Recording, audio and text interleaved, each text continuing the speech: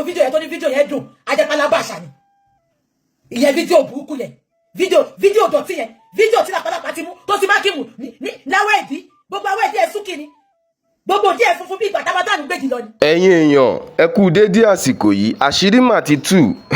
Bukky Jesse mà ti padà wá ṣàlàyé fídíò tó líìkì ti Sisi Alagbo àti ẹnjìníà Bukky Jesse ti wá ṣàlàyé gbogbo ohun tó ṣẹlẹ̀ pátá ẹ wá gbọ́ ohun tí Bukky Jesse sọ lórí ọ̀rọ̀ fídíò tó líìkì síta tí Ẹniọlá Sisi Alagbo ẹ má gbàgbé ẹ máa bá wa subscribe sórí YouTube channel yìí. èyí lohun tí Bukky Jesse tó sọ lórí ọ̀rọ̀ Sisi Alagbo. ìyẹn ni okú ẹ pọ̀ wá súnkì bí ìgbà tó ti ṣàkísọ́ mi orí okú ẹ èèfo èèláwá kú bẹ́ẹ̀ ẹ ti mọ̀ pé kò ń wẹ̀ wọ́n á jọ máa ń para wọn ni kò ń wẹ̀. now kí ni mo fẹ́ sọ ẹ̀yin tẹ́ ń wò mí lọ́sàn-án because mo jókòó mo wo ọ̀rọ̀ yẹn lọ ṣé ń gbọ́ mi mo jókòó mo wo ọ̀rọ̀ yẹn lọ mo wo ọ̀rọ̀ yẹn bọ̀ ṣé ń gbọ́ mi ó dá lórí pé a máa ń bọ́ àwọn èèyàn pé okay I'm playing the wrong one wọ́n ní wrong one ni mo ń play èwo wá ní kí n play mi rí ṣé ń gbọ́ mi gbogbo ẹ̀yin tẹ́ ń wò mí ó dá lórí pé wà careful ẹni tó bá máa date ẹni tí ò bá ní kankan tó fa lose ẹni tí ò bá ní kankan tó máa lose sá fún má date ẹ mo bẹ̀ yín ni ṣe rí olórí burúkú Akimu olórí burúkú tí ò rí ilé ẹyọ kọ̀ọ̀kan tó ń pè ní ẹnjìníà olórí burúkú mo bẹ̀ kóbìnrin oníṣun ẹ̀jẹ̀ ìtorí Dorcas sọ pé wọ́n ti gbé ìgbà kan Dorcas jáde ó ṣe show ó ní wọ́n ti gbé contract fún Akimu olórí burúkú obìnrin oníṣun ẹ̀jẹ̀ ó ti forí sun ẹ̀jẹ̀ ó ti fi dàgbò social media rú ṣe wọ́n ti pé bó ṣe promise àwọn akíṣíkù ẹnjìníà akíṣíkù tí yẹn lọ oṣù 3 ní Nàìjíríà kò gbọ́ pá kò gbọ́ pọ́ àdóyá wetin devil talk bó ṣe lọ lọ́ṣẹ́ padà òun àtàkọ́ sùn ròbò bó ṣe promise wọn lẹ́njìníà nìyẹn kọ́ máa lọ kọ́ ṣọ́ọ̀bù wọ́n máa lọ kọ́lé Nàìjíríà bó ṣe lọ lọ́ṣẹ́ bọ̀ ẹ gbọ́ mi ṣá ọ̀pọ̀ lórí burúkú lẹ́njìníà ṣọ́ọ̀bù kan kò báyọ̀ kọ́ rí kò rúfu lérí ṣé ẹnjìníà ká máa dóko ni ẹnjìníà ká kó ìfọsẹ́pọ̀ ni àbí ẹnjìníà ká kó ìlásìdì ẹ gbọ́ mi ṣá kí ni mo fẹ́ fà yọ̀wọ́ tó ń wò mí lẹ́yìn this man has nothing to lose ọmọ lẹ́lẹ̀ ni ọmọ ìlẹ́lẹ̀ Lakim ṣe rí irú wọn yẹn ọmọ ń balẹ̀ ọlá jẹ́ ni ọmọ ń ṣe ní ọlá báṣubàṣu ni because àtìgbà tí Ẹniọlá ti fẹ́ máa yìí Sisi Alagbo àtìgbà tó ti fẹ́ bọ̀bọ̀ yìí ni ìgbésí ayé ti dàrú ló ti di nuisance ìgbà tó ń tàgbọ̀ ẹ̀ tó rá mánéjà rẹ̀ tó lo fọ́wọ́n náà fáwọn arábàdàn tó ń gbá wọn kò sẹ́ni tó mọ̀ ìmílẹ̀ tó lọ fẹ́ bọ̀bọ̀ yìí gbogbo ilé ayé orí báṣubàṣu tó bá polówó ọtí ẹ̀ apolówó ẹnjìníà ní kó gbéṣẹ́ fún abẹ́gbọ́n mi Ẹniọlá ò lè sọ fún mi pé òun ní ànító àníṣẹ́kù gbà tóun mọ máa ní things fall apart ní gbogbo ọ̀nà ẹ̀dójúrú èyí prospect kò ní mò ń sọ fún yín pé ṣé ọkùnrin tó rìpọ́ọ̀dù ìyàwó ilé ẹ̀ ọkùnrin tó gbé òbò ìyàwó ilé ẹ̀ tó fi ń threaten ẹ̀ kí ni ò ní lè ṣe fún Sisi Alagbo ẹ gbọ́ mi ṣá ṣé bẹ́ẹ̀ lọ́kàn ó gbé síta ni BJ you will enjoy part 2 náà là ń play yìí ok wọ́n ti gbé sí. Ẹniọlá ṣé mo sọ fún ẹ wípé màá rán ẹ létí ṣé o mọ̀ pé o ti rí ìbínú Ọlọ́run dá. eléyìí kọ́ àti play eléyìí ṣé part 2 lélẹ̀ ok wọ́n ní ká wo pé wà interesting no part 1 lélẹ̀ yìí ok hold on wọ́n ní part 2 ẹ jẹ́ àlọ́ part 2 ń bọ̀ ok part 2 ni ẹ jẹ́ ká gbọ́. gbogbo yín lẹ mọ̀ nǹkan tó ṣẹlẹ̀ sẹ́yìn nípa àlọ́kọ di kókó tó fàjà ni wípé ẹ má gbọ́ lẹ́yìn ìgbà tí mo ti bá wọn wí tí mo ti sọ wípé báyìí mo sọ wípé èmi ò mẹ́wọ̀ọ́ lákà o àwọn bèè pátì tù ẹni tó máa bá yín drag ìyálé nǹkan tó wù tí ìyálé yẹn bá ti ṣe nípasẹ̀ ẹ ló bí orí kẹ tó fẹ́ ẹni bóyá ó ṣàgbọ̀n. ẹ gbọ́ ṣé gbogbo yín gbọ́ wọn lọ bá mẹ́wàá lákọ́ kọ́ máa drag ìyálé tí ò ṣẹ̀wọ̀n ìyálé tí ò sí ṣí àánú ilé ẹ̀ tí ò sí bẹ́ẹ̀dì inú ilé yẹn empty ni Akimu lọ fi bá Ẹniọlá gba ọkọ lọ́kọ ẹ tún lọ ń bá wọn blogger ṣé gbé Ẹniọlá yẹn is evil tó ṣe ló fọlọ ẹ kámà ló ń work báyìí Ọlọ́run àtijọ́ ló ń pẹ́ múyàn ìtorí bẹ́ẹ̀ wà lákà ògbà láti bá wọn drag ìyálé ìtorí ẹ̀ ló ṣe lọ bá Dorcas tí Dorcas bá wọn drag ẹ̀ tó lọ record ìyálé yẹn tó lọ fún Dorcas complain ẹ jẹ́ ká máa gbọ́ lọ. kò kàn mí o ti fẹ́ yàwó lè ṣe déédéé ntí mo fi ṣe ẹnjìníà nìyẹn ohun tí ká ṣáà máa dúpẹ́ ìsàn Instagram ẹ wá lọ sí báyọ̀ ẹ̀ lórí Instagram tẹ bá kíkẹ́ ó máa gbé lọ síbi fídíò yẹn tó ti yẹn ẹ lè rí lórí Telegram direct wọ́n ti kọ síbí wọ́n ní kẹ́ lọ click bio àwọn lórí Instagram tẹ́ bá click bio yẹn á gbé yín lọ sí video yẹn lórí Telegram ó ti yé yín Kasha Amadupe talk so ẹ lọ sí Instagram ẹ jẹ́ ká máa gbọ́ lọ. bọ́ sórí social media tán ní mo fẹ́ máa dictate life fún wọn now ohun tẹ́mi wá ní mi ò lè ṣe ẹ ti rí àwọn blogger tó ṣe tí wọ́n lọ bá tí wọ́n turn table against Ìyá Ikima débi wípé wọ́n méṣe òwí pé kò tiẹ̀ gbọ́dọ̀ rà láàánú. ṣé ń gbọ́. ìyẹn ló ní kèmí ṣe mo ní mi ò lè ṣe é nítorí mo bímọ tèmi mi dẹ̀ nítorí wípé mo fẹ́ràn ẹ̀ kájọ pawọ́pọ̀ bá tèmi jẹ mi ń ṣe blogger mo dẹ̀ dá láìda mo dàgbà àyà ní ìbínú ṣó ti yé ó dùn mí tí bá ní kò dùn mí irọ́ ni mo pa ó dùn mí ṣùgbọ́n mo fà sẹ́yìn àmọ́ fífà sẹ́yìn ni ẹ̀wọ̀n tó bí ẹ̀wọ̀n tí mò ń sọ now àwọn tí wọ́n wá gbà láti bá parọ́ mọ́ Ìyá Ikima tí wọ́n bá débi wípé wọ́n kọ̀ má dẹ́jìnà wípé torí pé Ìyá Ikima ṣe fídíò wípé kò gbọdọ̀ lọ sí ilé mọ́ kó lọ báyàwó ẹ̀ ó fọ ìyá létí. dọ́kásì nìyẹn o dọ́kásì olórí burúkú olóṣì. fídíò yìí ti kọ́kọ́ bọ́ sí lọ́wọ́. dọ́kásì pẹ̀lú àwọn tó ju òwò yẹn síta dọ́kásì pẹ̀lú àwọn tó ju òwò yẹn síta. wọ́n fún mi ẹni tó wá fún mi rò wípé nítorí wípé Ẹniọlá ti ṣẹ̀ mí wípé I will be eager to post it that I will be eager to sell it to bloggers kó fi bá tiẹ̀ jẹ́ n tí mo sọ fún ẹnìyẹn ni wípé wọ́n máa gbé ẹ wípé tí fídíò yẹn bá jáde máa make sure wípé wọ́n arrest ẹ. Akeem ló jù síta. mo ti ń pààtì kìíní láti January mo ti ń pààtì ẹ kó má jẹta ṣe rí jíjáde tí mo jáde ní ìjẹta àti àná mo ti gbọ́ wípé wọ́n ti leak ẹ mo mọ̀ wípé Ẹniọlá ń sanwó fún àwọn the so-called defender tí wọ́n ń bá ṣe blogger tí wọ́n bá ń blog ìyá tí wọ́n bá ń drag Ìyá Ikima ní aláìda wípé kí tó ṣe parọ́ mọ́ Ìyá Ikima wọ́n ti gbowó lọ́wọ́ ẹ̀ nígbà tí ò lè sanwó mọ́ wọ́n fẹ́ gbé síta mo mọ̀ wípé ó máa jáde èyí tí ẹ̀ tí mọ̀ wípé ó ti jáde kò tí ì kárí ni kì í ṣàsìkò tó kárí lẹ̀ rí ó ti jáde àwọn èèyàn ti rí èèyàn bíi méjì mẹ́ta ti sẹ́ẹ̀dì ẹ̀sìn mi wípé ẹ̀sìn ọmọ ẹ̀ dé Ọlọ́run ti gbèjẹ́ tọ́nà bá máa gbèjẹ́ èèyàn kì í ṣe bí wípé kọ́mọ ẹnìkejì ṣẹ̀sìn Ọlọ́run máa ń fi ààyè ìdáríjì sílẹ̀ ara ló ta mí wípé ohun tí mò ń sọ rèé ẹ wá mọ tó dùn mí báyìí wọ́n ní kí Ẹniọlá máa sọ báyìí kó sọ wípé fantasy òun ni òun lòún dìmáàdì fún Alufulani Sheikh Dr. Alufulani bàbá dáadáa Alájà Alámàlà ọkọ mi èmi àṣẹ three-way conference pẹ̀lú Ẹniọlá tí Ẹniọlá sunkún tó rá bàbà tó lóun ti ṣẹ̀ mí kó máa bẹ̀ mí just ní alẹ́ ìjẹta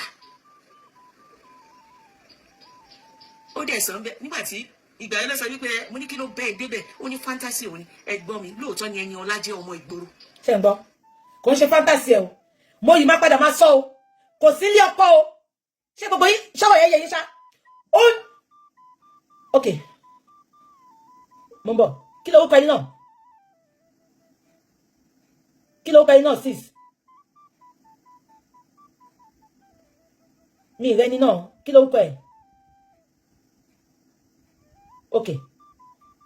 ok tí bá ti rí mi ì tí rí ok ṣé gbogbo yín gbọ́ mi ṣá ẹ má jẹ́ kó mislead yín o video yẹn is an old video ẹ lọ wò kẹ́kọ̀ọ́ bí Ẹniọlá nígbà yẹn sísìn the video is an old video it is not a fantasy ó wà ilé ọkọ àgọ́ ẹ̀ ló wà ẹ gbọ́ mi ṣá tó fi ń dán Akeem once girl ni Akeem fi ṣe permanent girlfriend kó tó wá sọ pé òun fẹ́ fẹ́ tán ni ẹ lọ bèrè lọ́wọ́ àwọn tó sọ pé ó ṣe wedding pàjáwìrì wedding ló ṣe pàjáwìrì wedding ló ṣe ẹ gbọ́ mi ṣá so kò ṣe pé gbà tó fẹ́ bọ̀bọ̀ yìí lọ ṣe kinní yẹn nǹkan tí mi fẹ́ clear fún yín nìyẹn ó wà ní ọkọ àwẹ̀ first husband ibi tó bímọ sí ṣé gbogbo ẹgbẹ́ tó pé ọmọ oṣù márùn-ún ló gbé kúrò nílé ọkọ àkọ́kọ́ because Akeem ní fídíò tó wà lọ́wọ́ òun tó ò bá fẹ́ òun tipátipá òun máa jù síta fídíò ti wà lọ́wọ́ Akeem wọ́n ti ń rìkọ́dù ara wọn kó tó fẹ́ Akeem ẹ gbọ́ mi ṣá so ẹ méje kọ́ máa sọ fún yín pé ilé ọkọ ló wà kò sí nílé ọkọ kò sí nílé ọkọ ẹ gbọ́ mi ilé ọkọ ọkọ àárọ̀ ló wà kò sí nílé ọkọ Akeem olórí burúkú kò sí nílé ọkọ ẹ̀ so gbogbo kó dára sọ pé ẹ ṣe ọkọ ẹ̀ ló bá ṣe kò ń ṣe ọkọ ẹ̀ ó ń jí ó ń dún Akeem mọ́kọ ilé ẹ̀ lára ni ẹ má wọ́rì máa bọ́ ọkọ ilé ẹ̀ sọ̀rọ̀ náà á gbé ọkọ ilé ẹ̀ wá ní ilé rìkọ́ọ̀dù ni tó ọ̀bá lè wà máa wẹ́n tó máa rìkọ́ọ̀dù wọn kó rìkọ́ọ̀dù èmi ò kí rìkọ́ọ̀dù àbólórí burúkú lẹ́ni ọlá Akeem ni àwọn olè fẹ́ máa tọ̀nà ọ̀rọ̀ fún àwọn olè fẹ́ máa tọ̀nà ọ̀rọ̀ fún ó fi Akeem náà fídíò yẹn ti pẹ́ gbogbo yín ṣe tí mo fídíò yẹn ẹ lọ wojú Ẹniọlá bẹ̀, Ẹniọlá tí mi gan bẹ̀. It is an old video. Akim ní gbogbo video yẹn lọ́wọ́ láti máa lò fún wọn ni. Láti máa fi blackmail wọn. The same thing ló ṣe fún ìyàwó ní ẹ̀ lọ́wọ́lọ́wọ́. Ògbò ya ikí mọ́ wà lọ́wọ́ ẹ̀. Ìwòwò ya ikí mọ́ wà lọ́wọ́ ẹ̀. Ṣe bẹ́ẹ̀ gbọ́ tí bẹ́ẹ̀ wà lọ́kọ̀ sọ ọgbà tó kọ́kọ́ play ẹ̀. Ẹgbẹ́ ọkọ̀ tó sọ náà. Ó ní Akim is a blackmailer. Ó máa mú òwò wọn, ó máa fi blackmail wọn. So kí ẹ wá sọ. Ẹ jẹ́ ká máa gbọ́ lọ. Lóòótọ́ na street babe bò mo mọ limit Ẹniọlá ó bẹ ìgbẹ́ ìyá kì í dọ́kọ̀ ń dún àfojúdi. Ṣé ń gbọ́? Ẹ máa. Ṣé ẹ tún gbọ́ bẹ́ẹ̀ wà lọ́kọ́? Ibo la ti ráwọn èèyàn yìí ná kò ń dún ọkọ ó ń dá àfojúdi ẹni kó wá fi ìgbésí ayé ẹ̀ búra tó bá yẹ pé kò sí ní ọkọ tó ti ń dún Akim ẹ gbọ́n ṣá mẹ́wàá lọ́kọ́ ló sọ sí pé gbogbo dirty video wà lọ́wọ́ òun ó tún sọ pé kò dún ọkọ ó ń dá àfojúdi nígbà àwọn èèyàn la bá tó iná kí ló ń ṣẹlẹ̀ náà tí bàbá Àlìfílàní bá ti bẹ̀yìn ọ gbọ́dọ̀ bẹ̀yìn ó yé mi but ẹ má wá ṣe damage control ìyẹn lè ní kórìíra láyé mi ọ̀rọ̀ kan lọ́wọ́ máa ń gbọ́ ẹ ti sọ pé street girl ni kò sára tí ò sí lọ́wọ́ ẹ̀ bó ṣe ara tó pọ̀ lọ́wọ́ yẹn tó yẹ ọyàn slippers ni kò mọ́kódó olórí burúkú tó ń tàgbọ́ tí ò mọ́kódó ẹ̀yin tẹ́ mẹ́rin àgbo òyà àgbo òfò abẹ́ ẹ̀gbọ́n mi ẹ̀yin tẹ́ mẹ́rin àgbo òfò they are very unstable honestly ẹ̀yin lẹ́tọ́ àṣírí things pé oríṣiríṣi fídíò tó fi ń do tó ń ṣe tírísọ̀mù pọ̀ lọ́wọ́ yìí táàkì mú kó fún yín ẹ̀ tún sọ sí pé kò ń ṣaṣẹ́wó àfojúdi ló ẹ jẹ́ ká máa gbọ́ lọ ẹ má jẹ́ ká gbọ́ mọ́ because I don't like damage control ọ̀bẹ ti gé ọmọ lọ́wọ́ ẹ jẹ́ ká máa gbọ́ lọ. wọn mọ orí pẹpẹ orí bẹbẹbẹbẹ ìyá ṣùgbọ́n nǹkan ní kó tún máa sọ báyìí nípa ara ẹ̀ ni wípé kó sọ wípé òun lòún dìmáàdì fún wípé fantasy òun ni ẹnjìníà ló post I still repeat ẹnjìníà ló post fídíò yẹn lórí platform tó remove immediately táwọn ẹyin tó máa download ẹ ti download ẹ not Ẹniọlá ṣùgbọ́n ẹ tún ti sọ̀rọ̀ sẹ́niọlá lẹ́nu bẹ́ẹ̀ ni kó sọ wípé òun lòún post ẹ̀. kí ni mo sọ fún yín kí bẹ́ẹ̀ wọn lọ́kàn tó sọ̀rọ̀ kí ni mo sọ fún yín ìgbà tó lọ bá àwọn tó ní kọ́ bẹ́ẹ̀ mi náà wọ́n ní ta ló post ẹ̀ olóhùn kọ́ mo ní ìyá alájẹ gangan ti tú àṣírí pé Akim ló ṣèṣì post ẹ̀ so why is she lying ṣe ní gbọ́dọ̀ yìí ti wà lọ́dà ìyá ẹni ọlọ́dẹ bá ń wò mí lọ́sàn-án ẹ lọ ṣàdúrà fọmọ yín ẹ̀yin máa rí ògbó oríṣiríṣi fídíò pọ̀ lọ́wọ́ Akim I can tell you all for free kékeré lè tẹ ìrí yẹn fídíò different kind of video pọ̀ lọ́wọ́ Akim àtẹ̀yìndé ẹni ọlá ṣe tí ò bá Akim ṣe fídíò pọ̀ lọ́wọ́ Akim dẹ̀ ready láti bá tiẹ̀ jẹ́ I'm telling you people for free now Akim ready láti bá tiẹ̀ jẹ́ láti bá yé ẹ̀ jẹ́ wípé ó fẹ́ fi òun lẹ̀ lọ fẹ́ lòmí ṣùgbọ́n máa bá tiẹ̀ jẹ́ ẹ gbọ́ mi ṣá Ẹniọlá said Sisi Alagbo said and I quote ó ní tí n bá drag Akim ó ní Akim sọ pé tí n bá drag òun máa bá ó dáyé Ẹniọlá máa bàjẹ́ sórí íńtánẹ́ẹ̀tì ni ìtọ́jú Ẹniọlá ṣe ló ń pe gbogbo ayé kọ́ máa bẹ̀ mí ẹ gbọ́ mi ṣá ó ní tí n bá drag Akim ó ní kò ní ilé Akim ayé Akim máa bàjẹ́ Akim máa drag ẹ tó máa fi kú sórí íńtánẹ́ẹ̀tì ni èmi mo sọ bẹ́ẹ̀ máa drag ẹ àbólórí burúkú lélẹ̀ ni onídìí ńlá onídìí làpálàpá onífùwà amátánì àwọn oní tó máa drag ẹ àbólórí burúkú lẹ́ni tí ò bá ṣàwọn tó ń pọ ilé tí ò bá ṣàwọn ìyá adájẹ́ tó sọ pé Akim is a good man àbáyé ẹ fẹ́ bàjẹ́ ni ìwọ náà dàtọ́ sọ pé kọ́ máa drag ẹ èmi lòun wọ́n yàn sí pé tí bá drag ẹ wà á tọ́ṣì Ẹniọlá òbòmí ló fẹ́ gbé síta ni àbólórí burúkú ni ẹ ṣọ́bọ̀ mi wà lọ́wọ́ ẹni ò ní kúre ó gbọ́dọ̀ káṣí àtọ̀gbọ́ Ẹniọlá ló lè gbé síta ṣọ́bọ̀ mi wà lọ́wọ́ èmi ló fẹ́ máa tẹ́tì ikú máa pàyà wà á ṣọ́kú mọ̀ ìyá ẹ̀ lójú ni ó ní dé ìyá ó ní ṣọ́tẹ̀ òṣìṣẹ́ kọ̀kọ́ sáyé náà tó bá ṣẹ́ sáyé òní máa blackmail obìnrin abẹ́ ẹ̀gbọ́n ni ó dìdí ní kọ́ wá sọ fún mi nǹkan tẹ́ Ẹniọlá pè mí over 100 times tó bá ní mo parọ́ máa screenshot gbogbo miss call ẹ̀ ó pè mí tó ń sunkún mi ìgbé kọ́ nìyẹn gbogbo ayé lọ́wọ́ sí mi kí n jọ òun lòun post ẹ̀ mo ní kò tí ready ṣe gbọ́ ọ̀kan tí mo wà lọ́kọ̀ sọ́nsìn ó ń parọ́ mọ́ra ẹ̀ pé òun lòun post ẹ̀ òun kọ́ ló post ẹ̀. ẹni kò sọ wípé òun lòun dí request fún gbogbo Ẹniọlá inú ìgbèkùn tó wà ọlọ́run ayọ̀ ẹ̀. ṣe gbọ́ kí mo sọ́nsìn ìgbèkùn burúkú ló fi Ẹniọlá sí ìtorí ẹ̀ gangan mo ṣe sọ pé máa jáde lọ́sàn-án Ẹniọlá ti wà lábẹ́ captive ẹ̀ ó ti captivate Ẹniọlá I can tell you for free Ẹniọlá lè ní tẹ̀ lọ́wọ́ ṣùgbọ́n ó ní èlò tó fi hold Ẹniọlá bí wọ́n jọ pààyàn ní o bí Ẹniọlá rí nǹkan mọ́lẹ̀ síwájú ṣọ́ọ̀bù ní o kò yé mi ṣùgbọ́n yàtọ̀ sí pé fídíò okó àtòbò tó ní nípa Ẹniọlá ó ní a lot nípa Ẹniọlá tó fi dé mọ́lẹ̀ because Ẹniọlá ló máa lọ para òun tí bá ṣe show mo dẹ̀ ní kọ́ sọ fún pé àkútù kú ẹ̀ lọ́lọ́run wípé àfẹ́ àwọn tó máa bá society jẹ tó bá kú òkú ẹ̀ gan sàn wájú kó wà láyé lọ ẹ̀gbọ́n mi ṣá ṣe bẹ́ẹ̀ gbọ́ nǹkan tí bẹ́ẹ̀ wà lọ́kọ̀ sọ́nsìn ó ní Ẹniọlá wà ní ìgbèkùn Ẹniọlá mo mọ̀ pé òun wò mí wá bá mi kò ní ìdí kó wá sọ̀rọ̀ fún mi ìrìkọ́dù ẹ̀ wá ṣe bọ́ síta kó jẹ́ kí gbogbo ayé mọ̀ ká gbèjà ẹ̀ ìwọ tó bá sọ pé ká gbèjà ẹ̀ lá máa gbèjà àmọ́ ẹ̀ pé ó ti mess up but wá sọ̀rọ̀ Akim bọ́ síta Akim tẹ́tí pé òun máa ju gbogbo ẹ̀ síta jẹ́ Ẹniọlá bọ́ síta the next time tí máa padà wá tó bá ní kó pè mí máa bọ́ta gbé ẹ ṣépè gan. Ẹniọlá, I know you have a lot to say. So many secrets wà lọ́wọ́ wọn. I can tell you for free.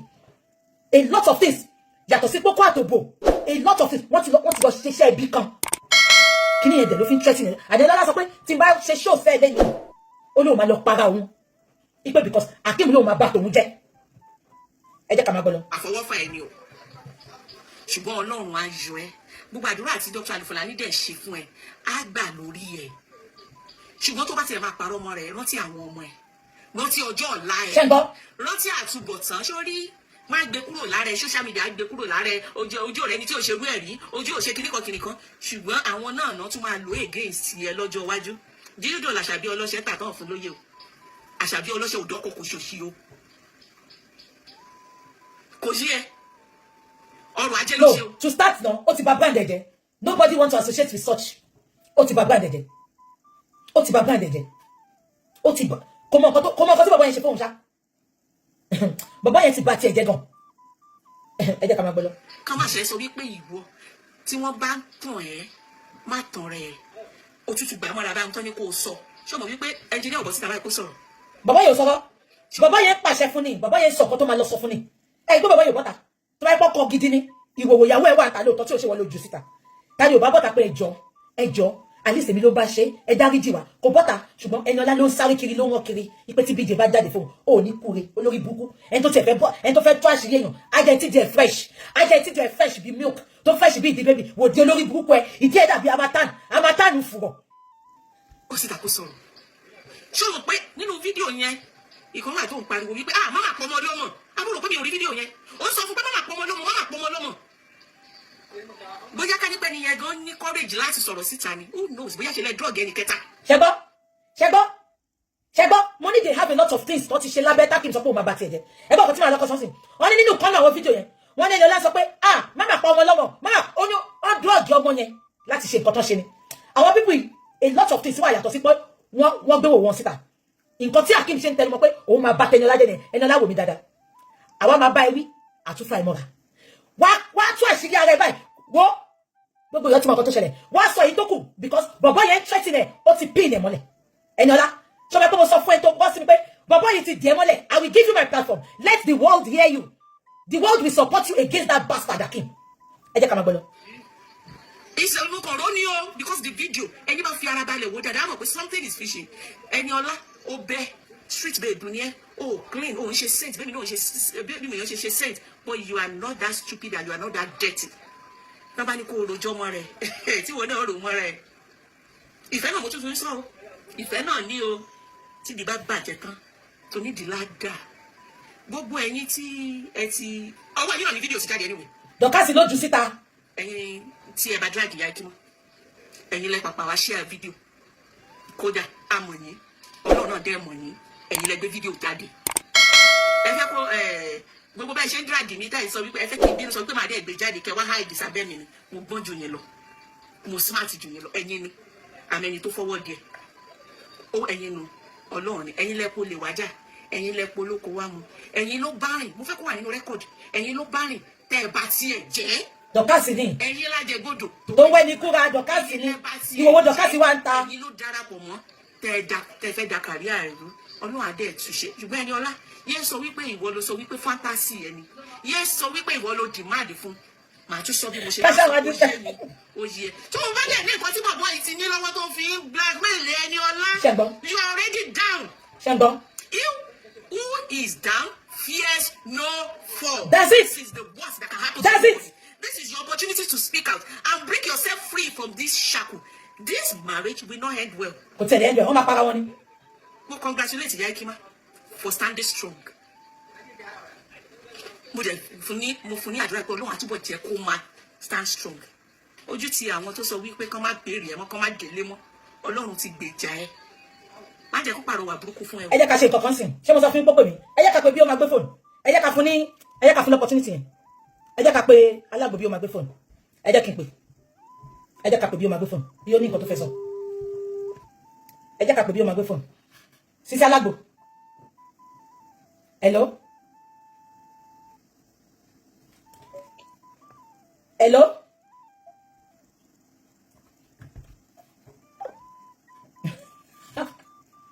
ẹ jẹ́ ká tún pè é ó gbé fóònù bọ̀ tó kọ̀ tẹ̀ bí a kò mọ̀ pé mo wà live ó mọ̀ pé mo wà live lẹ́yìn tó ń pè mí tó ń disturb mi o mo dẹ̀ wá pè padà sí ìyókù gbé fóònù ṣẹ́rí o mi ìdédé pé ó ń pè mí nì ó ń pè mí nì it's better for her to talk ṣe fẹ́ gbọ́ ọkọ̀ tí mẹ́wàá náà ká sọ ó ní it's better for her to talk ó ti wà lẹ́ already. That guy is really holding her. The guy, they have a lot of things they did in common. They have a lot of things they did in common. She needs to talk. Mo fẹ́ mọ blogger tó fẹ́ gbé jáde tó fẹ́ cover ẹ̀. Eniola. Sister Alagbo. Mo fẹ́ mọ blogger tó fẹ́ gbé jáde tó fẹ́ manipulate chat tí mo ṣe yìí. Wọ́n ti bí ya wọn dá. Ọlọ́run ò gbà fún wọn débẹ̀ yìí. Mo ò tí rí. Tó bá ṣe ń bọ́ta pọ́n fẹ́ bù ẹ́ ni màmá bọ́ta. Tó bá ṣe ń bọ́ta pọ́n fẹ́ bù ẹ́ ni màmá bọ́ta ṣe chat. Eniola, wàá sáré kàbàkàbà. I can assure you that. Àfi tó bá jẹ̀bi àfi tó bá ṣe pàkí mú lójú òwò yẹn síta àfi tó bá ṣe pé tó ti lọ dún ẹlòmíì làkí mú fi ju òwò síta tó bá fi pé máa sọ fún pé ẹ̀yìn láti yẹn ń tọmọ ọ̀yá ẹ̀yìn hello sí mama hello sí mama.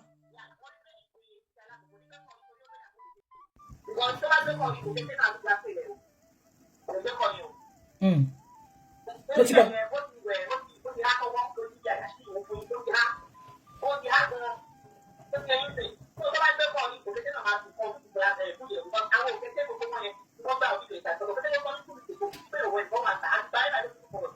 Ṣé lè rántí lóòótọ́ ṣe rántí pé Dorcas tó kọ́kọ́ sọ pé ìwòwò ẹnìkan máa wọ́ síta bó dẹ̀ ṣe sọ́tọ́ ní ìwòwò jáde Dorcas ló jù síta.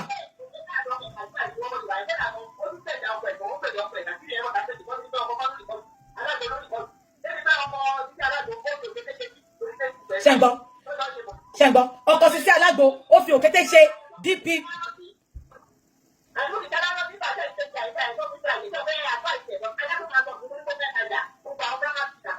No sis kò ṣe tó ló fẹ́ tajà ó mọ̀ pé fídíò yẹn máa jáde ló ṣe lọ sáré fi àwọn blogger ṣọ̀rẹ́ so that wọ́n lè gbèjà.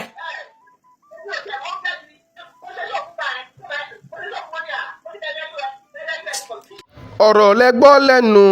Bukky Jesse o lórí fídíò tó líìkì síta tí Eniola Sisi Alagbo àti ẹnjiníà Akeem o kí lẹ wá rò sí ohun tí Bukky Jesse sọ ẹ̀yin aráalé ẹ ṣáà ti mọ̀ wípé ẹ̀yin lẹ máa ń dájọ́ o àwa kì í dájọ́ ní bíbáyìí gbogbo ohun tẹ́ ẹ bá rò ẹ bá wa fi sí abala comment section o ẹ fi sí abala comment section àwọn tó bá dẹ̀ nídìí fídíò tó líìkì yẹn ẹ lè sẹ́ndì àìsí wa lábẹ́ comment section o kẹ́ ẹ dẹ̀ má gbàgbé ẹ máa bá wa subscribe sórí YouTube channel wa ẹ máa bá wa like ẹ máa bá wa comment ẹ bá wa share lórí ìkànnì yìí ìkànnì Kingfax Gist TV òun lẹ wà yìí o ó dìgbà.